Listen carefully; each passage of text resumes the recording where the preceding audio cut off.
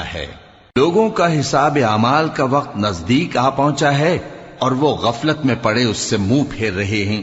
ان کے پاس کوئی نئی نصیحت ان کے پروردگار کی طرف سے نہیں آتی مگر وہ اسے کھیلتے ہوئے سنتے ہیں۔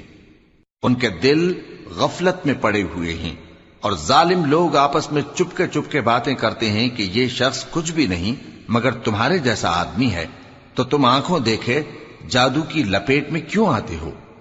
پیغمبر صلی اللہ علیہ وآلہ وسلم نے کہا کہ جو بات آسمان اور زمین میں کہی جاتی ہے میرا پروردگار اسے جانتا ہے اور وہ سننے والا ہے، جاننے والا ہے۔ بلکہ ظالم کہنے لگے کہ یہ قرآن پریشان باتیں ہیں جو خواب میں دیکھ لی ہیں، نہیں بلکہ اس نے اس کو اپنی طرف سے بنا لیا ہے، نہیں بلکہ یہ ایک شاعر ہے۔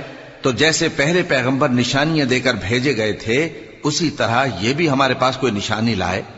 ان سے پہلے